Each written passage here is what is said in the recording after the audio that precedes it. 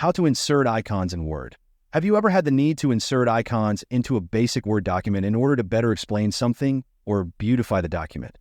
If the answer is yes, stay until the end of the video and find out how you can do it. Okay, first of all, we will open the word we want. I will choose this one. There is some text in it. However, I would like to see an icon next to the phone number. I could do it by finding an icon on the internet and inserting it as an image, but there is a better way. Click on the Insert section in the top menu.